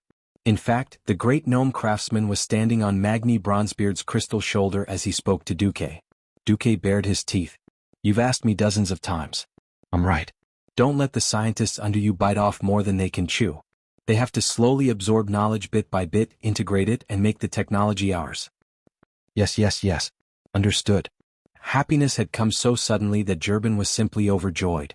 As for the gnomes, who did not have strong combat power, although they also had many spellcasters, technology was the core of their strength. As for the dwarves, they would receive the forging skills of the Titans, which would undoubtedly allow the dwarves' forging skills to advance by leaps and bounds. The Draenei would receive the Holy Titan magic inheritance. The Night Elves had the natural inheritance. The humans were the biggest, and basically had a share of all kinds of inheritance. As for the orcs, Tauren, trolls, Forsaken, Naga, Murlocs, and Bugmen, they could only receive a small amount of benefits from the humans. Status determined everything. For the time being, the mainstream races of the Alliance ate the meat while they drank the soup. In the hall, there were also the humanoid Alexstrasza and Isra as witnesses. When the leaders saw the Red Dragon Queen and the Green Dragon Queen put on the Alliance's emblem on their pauldrons, everyone was extremely satisfied. Yo, you're my subordinate now. Come, smile for me. Duque teased Alexstrasza. The Red Dragon Queen was not in a good mood. She put her hands on her hips and pretended to be angry. Bastard. If you anger me, I'll bite you to death. Duque pulled Isra and Onyxia over, hugged their waists, and said in a threatening manner, Tish, who's afraid of who? I have 2 dragons on my side now. You bastard. Alexstrasza looked at the thick-skinned Onyxia, and then at her sister, who was too shy to raise her head. She really had no temper. Bastard. The Dragon Sleep Temple is only temporarily under your command. The Red Dragon Queen was really mad. Thinking back to when she was in trouble, although she was grateful to Duque for saving her, that kind of gratitude was more like the charity of a high-ranking person to a low-ranking person. Who would have thought that in just 30 years, this kid would climb on top of her and piss on her head?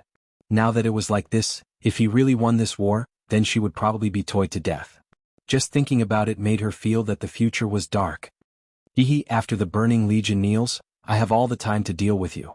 Duque smirked. Yes. One of the parts of the agreement with the Pantheon was, if the people of Azeroth really joined forces with the Pantheon to defeat Sargeras and his Burning Legion according to the plan, then all the Guardians in Azeroth would be transferred to the Alliance. Strictly speaking, they would become Du's private armed forces. Chapter 2031. On the other side of the conference hall, little Anduin appeared as the Crown Prince. He asked his father, William, Father, why did the Pantheon make such a huge concession? The Alliance itself, and even the whole of Azeroth, couldn't give the Pantheon a bargaining chip. The Alliance is lucky to have Duque. If Sargeras was the bargaining chip, there was nothing the Pantheon wouldn't give. Indeed, Amonthul and the other Titans hated Sargeras to the core. Whether it was a personal grudge or a public one, getting rid of Sargeras was the only hope for the Pantheon to turn the tables. If they could kill Sargeras, a mere planet and some Titan creations that they could create as many as they wanted would be a free gift to the Pantheon. Since Duque showed that he had no intention of fighting for the hegemony of this universe, What was the point of giving the independence of a small planet that had contributed to the Pantheon?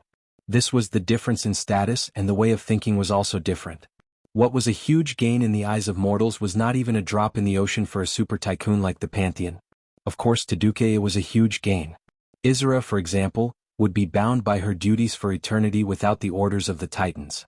It would be a huge loss if a dragon girl like her, who was bound by her career, were to be taken away by the Titans just like that. If that was the case, it might change from World of Warcraft to Era of the Massacre of the Gods. The addition of the Titans undoubtedly had a positive effect on the entire war. New vocation halls were being built one by one. The most interesting was the Sky Fortress, which had now become the frontline base of the Alliance and the vocation hall for warriors. Back then, Odin had been unhappy with Duque and regarded himself as the chief of the Guardians, acting like he was the #1 in the world. Now the tables had turned, and Odin had actually become Duque's subordinate. Isra and the others were tongue-tied when they saw this. They still remembered that when Amon Thul announced this decision, Odin's entire body seemed to have been petrified, and he froze on the spot. It was as if in the next moment, a gust of wind would blow him into dust and scatter him into nothingness. Just thinking about that face that looked as if his whole family had died was hilarious. Oh, I'm thinking, could Odin have rebelled? Tarim said, no, although Odin has a bad temper, he is still a standard guardian. Fulfilling his duty was his first priority. No matter how much he doesn't like you in private, he's a qualified guardian. This will never change. Isra chimed in, that's right. And during this period there was no need to worry about Odin falling. Now that the Pantheon was in charge of monitoring, the situation of every guardian would be promptly reported to Lord Amon-Sur. At least on the guardian's side, nothing will happen to him. The fall of Nethario, the Wing of Death, and Loken, the King of Wisdom, was the result of the two ancient gods brainwashing over a long period of time, affecting their minds bit by bit, slowly distorting their wills. There wasn't a suitable environment and there wasn't enough time. The guardians were now absolutely reliable. On the other hand, Pantheon's assets in Azeroth were far richer than Duque had imagined. More than 1 million Titan creations poured out of the various Titan ruins or fortresses. Damn it, I've been in Otter for more than 20,000 years, and I never knew that there was such an army under Otter. Mimiron looked as if he had seen a ghost. It was the storm giants lined up in a neat formation. They were half physical, half elemental creations similar to Alcavan. They had huge bodies that were 4 stories tall and had the power to control lightning. A large hole that was more than 1 kilometer long and wide opened up in what was supposed to be the mountainside of Otter. The giant legion that had been hiding inside for 25,000 years strode out with their heads held high. Countless oval-shaped spaceships similar to maglev spaceships carried them away at high speed. Under the deployment of the Alliance headquarters, they would join the front line against the Burning Legion. The feeling of having an abundant military force made every staff officer in the Alliance army happy. This was especially so when the Titans said that as long as the Titan factories were not destroyed, all of the Titan creations could be recycled indefinitely. The Alliance generals were overwhelmed by immense happiness. It would take at least a decade to nurture a qualified Alliance soldier. After more than a decade of growth, they would be carefully taught and trained in various combat techniques. When a soldier entered the battlefield, 10% of the Alliance recruits would die within 5 minutes of the start of the battle. If this was extended to the entire battle, the casualty rate of the recruits would often be 30% or even higher. It was not that people could not die forever. Using the limited lives of the Azeroth people to fight against an infinite number of demons was originally a very unprofitable thing. Now it was infinite against infinite and shameless against shameless. The military power of the Pantheon Temple suddenly filled the entire front line. Things that looked like manned space rockets were launched into the sky from Otter, Oldham, and other Titan bases. They were portable bases. As long as there were dragons or their own people to cover them, the small metal bases of divine artifacts could find debris floating in the space orbit on their own, absorb it, and modify it. Now, almost every 24 hours, a space fortress with a diameter of no less than 1 kilometer would appear in the void battlefield. This greatly made up for the lack of air defense, and the interception of the Burning Legion's assault ships and planet destroyers had also reached a height that made the Burning Legion's flesh ache.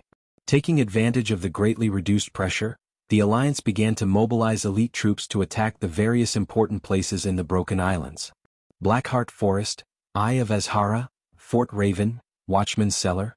Originally, these important places caused considerable trouble for the Alliance army in history. In just 3 days, the Alliance sent out elites led by second-tier heroes such as Lena Thunderspear to destroy them. There was an abundance of troops, so Duque made the decision to divide his forces. With William as the leader, he brought along his godfather Wolf God Goldring and other god of the wilderness, as well as half of the original Alliance heroes to attack the Night Fortress. As the core of the entire Surima city and even the Surima region, taking down the Night Fortress was equivalent to liberating the entire Surima. This would not be easy because there were a total of 10 bosses in the Night Fortress, led by Ghoul Dan, who had snuck in from another timeline to cause trouble. Originally, everyone suggested that Duke fight steadily fighting his way through. Duque refused. No. Don't be mistaken, even with the military power of the Pantheon, we are still at a disadvantage. The weak should have the awareness of the weak. While the Burning Legion has no new way to break the anti-Titan array, we have to make good use of this short period of local military strength to attack the core of the Legion.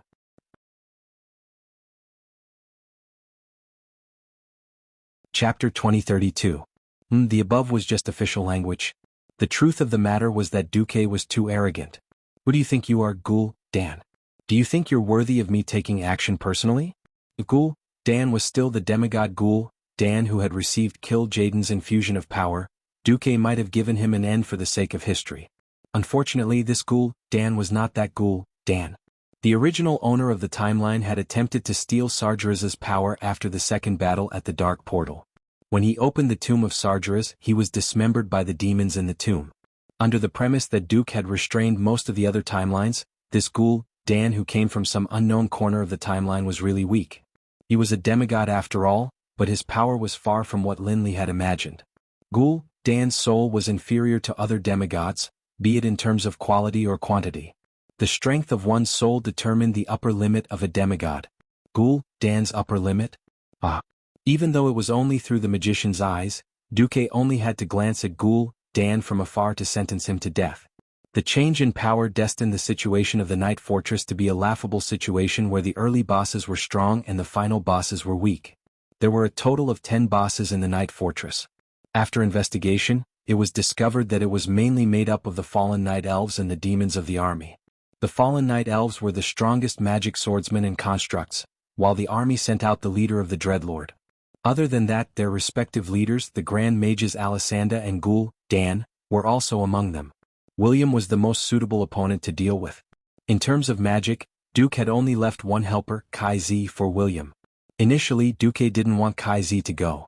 However, after thinking about it, he had spent more than 10 years to nurture William to where he was today. He could take charge of things on his own, and he had also broken the shackles of death. He couldn't possibly let William die here for no reason, right? If he, the commander of the Alliance, wanted to slack off and skip work, he needed someone with enough power and prestige to oversee the Alliance headquarters. Other than William, Duque really couldn't find a second candidate. When William brought half of the powerhouses to the hall next door to discuss the strategy for attacking the Night Fortress, Duque began to arrange the Alliance's strategy. In the middle of Naxxrama's throne hall, there were several artifacts protected by complex magic arrays in the open space in the center of the field. They hovered in the air above the white jade throne. They were the pillars of creation that Olgaron had learned about when he visited the Observer. In the stormy fjord, William had gone deep into Odin's Valkyrie and obtained the Shield of Agrama, after a difficult trial. Varsala. Duque got the Tears of Elun in advance. After defeating the former god of the wilderness, Cenarius, who had fallen into a nightmare, he also saved Isra and played dragon taming. Azuna, Vashj led her men into the Eye of Azhara and found the Tidal Stone. In the highest mountains, Sar and the Tauren Bane and other chiefs joined forces to form an elite team. They walked the path of the Tauren heroes from 10,000 years ago and entered the Deathwing's lair again. They defeated the Underground King and obtained the Hammer of Kaz, Garoth. Now the collection of the Pillars of Creation was nearing completion. Duque looked at the only empty jade pedestal. Only Surlama's Eye of Amonthul is left. Jaina walked up and stroked her blonde hair. Where is it? It should be in the hands of Ghoul Dan of the Night Fortress. A few people frowned. Tyron said, "Didn't you say that we can only defeat the Burning Legion if we gather all the Pillars of Creation? Then why are we attacking Sargeras' tomb so soon? Speaking of which, the leader inside should be very strong." Yes. Although he hid it well and pretended that there were no powerhouses inside, the one guarding the key position was Kill Jaden's main body. I can't be wrong, Duque replied calmly. Shock was written on the faces of the remaining people. It was true that Duque had once led them to defeat Kill Jaden, but that was under the premise that Duque had used spatial magic to lock Kill Jaden and let the egg follow the Burning Legion's tradition. Its lower body was stuck in the toilet bowl. He was completely bullying the egg, which was why he was able to kill Jaden in one fell swoop. Even if Duque's power had increased greatly, how much courage did he have to take the initiative to attack Sargera's tomb without all the pillars of creation? Queen Sylvana stood out. She lightly clenched her left fist against her waist, and her right hand hung naturally. She puffed out her chest and looked at Duque in the eye. This kind of attack is a little irresponsible. Our strongest people are often the leaders of a country or a race. If we attack Sargera's tomb early, our command system will also become sluggish. You know that the Burning Legion's requirements for command are much lower than ours. Give me a reason why we have to do this. Queen Sylvanas was right. The attack of the Legion, except for the core main force, was more like the Legion setting a general target and then letting the lords below rush up and attack blindly. Anyway, there were many mountains inside the Legion, and each Void Lord was a mountain. The demons under him weren't afraid of death. At most, after dying, they would roll back to the twisting nether to resurrect and run their corpses. It was a battle of attrition. But the Alliance couldn't fight like this. Even with a large number of Titan creations as battlefield consumables, overall, the Alliance was still at a disadvantage in terms of military strength. The leaders of the Alliance knew that the sooner the war ended, the better, but they couldn't be so reckless. Duque smiled. It's nothing. It's just because the commander of Sargera's tomb is Kill Jaden. Don't think that Kill Jaden is full of schemes, powerful, cunning, and vengeful. Sometimes, his strength is also his greatest weakness. Back in the Sunwell, I tricked him. That guy is always thinking of setting me up once. This is a battle between the wise. Queen Sylvana suddenly understood. Kill Jaden was very strong himself. Compared to Archimonde, who was also not weak and had a rash personality, Kill Jaden preferred to use intelligence to solve problems. But this time Kill Jaden was obviously going against a brick wall. Since Kill Jaden's arrival was confirmed, it could be deduced that in order to ambush Duque, Kill Jaden had chosen to hide in secret. If he could trick Dooku, then he would naturally take revenge on him. The problem was that Duque knew that Kill Jaden was there, so would he still go in? Of course, the Alliance would be happy to see the egg turn off the entire Burning Legion's command system. But the egg wasn't stupid. When he found that Duque didn't take the bait, he would naturally jump out and take control of the situation. This wasn't the situation the Alliance wanted. Duque smirked and said in Queen Sylvana's ear, "I'm just going to do it." You're tuning in to the Han Lee's Wuxia Chronicles YouTube channel. We're so grateful for your support, and don't forget to subscribe to join us on this incredible journey through captivating stories. Your generosity through donations truly makes a world of difference, as it's the primary source of revenue that allows me to expand and enhance this channel for you. Thank you from the bottom of my heart for being a part of this adventure.